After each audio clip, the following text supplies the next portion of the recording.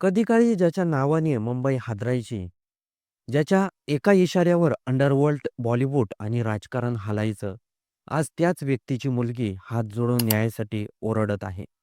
मुंबईच्या अंडरवर्ल्डमधील पहिला आणि सर्वात नावाजलेला गॉडफादर हाजी मस्तान मिर्झा, आज त्याची डॉनची मुलगी हसीना मस्तान मिर्झा थेट भारताचे पंतप्रधान नरेंद्र मोदी आणि गृहमंत्री अमित शहा यांच्याकडे दयेची भीक मागते.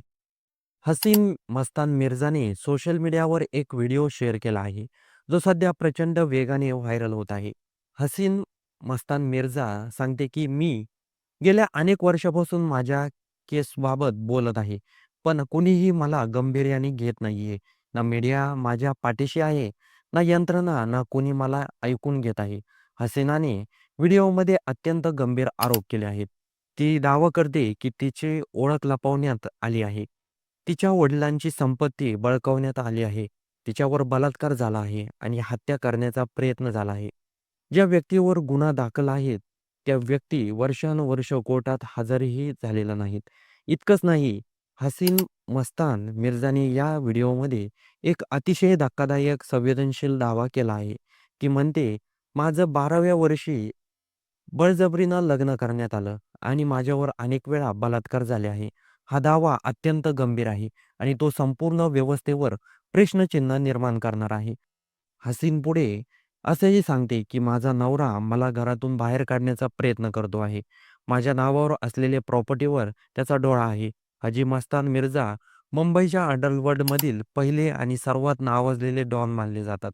1960च्या दशकापासून 1980च्या दशकापर्यंत ज्यांचा दबदबा अवैध सोनं, चांदी, इलेक्ट्रॉनिक वस्तूंची तस्करी, समुद्री तस्करी आणि इतर रिअल इस्टेटपर्यंत पसरलेली होती, असं म्हटलं जायचं.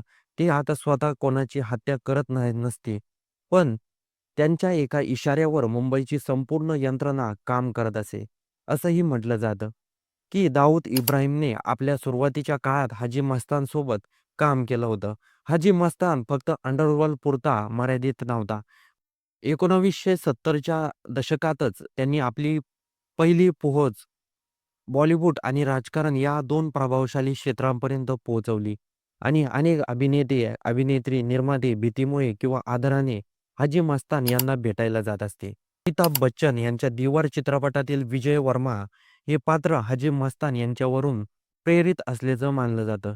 1994 मध्ये हाजी मस्तान यांचं निधन झालं.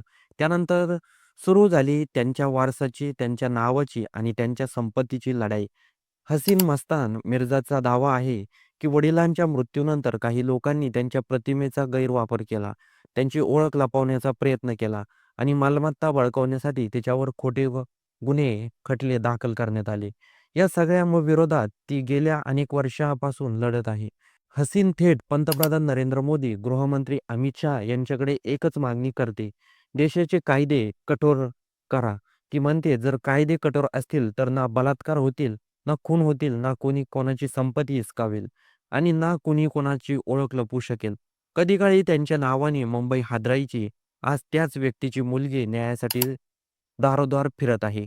हसीनाने व्हिडिओमध्ये बोलताना म्हटलं आहे, की गुन्हेगार माझ्याच बंगल्यात असून मी काही करू शकत नाही. माझ्या नवऱ्याची जवळ-जवळ 8 वेळेस लग्न झाली आहेत, असा देखील खुलासा त्यांनी केला आहे. माझ्या मुलगी माझ्या बाजूला उभे नाहीयेत, असं देखील त्यांनी म्हटलं आहे. माझा घटस्फोट झाल्यानंतर माझ्यावर खूप अत्याचार झाला. हसीनाने खूप वेळेस गुन्हा दाखल केला, तिच्या नवऱ्यावर दाखल केला, पण तो न्यायालयामध्ये हजर राहत नाही, असं देखील त्यांनी स्पष्टीकरण दिलं आहे. त्यामुळे मला सरकारने न्याय द्यावा अशी मागणी हसीनाने केली आहे. आता बघूया या प्रकरणामध्ये हसीनाला खरंच न्याय मिळतो का? त्याचबरोबर या संपूर्ण प्रकरणाबद्दल आपलं काही मत असेल तर ते कमेंट बॉक्समध्ये नक्की नोंदवून जा आणि व्हिडिओ आवडला असेल तर सर्वात आधी चॅनलला सबस्क्राईब नक्की करा.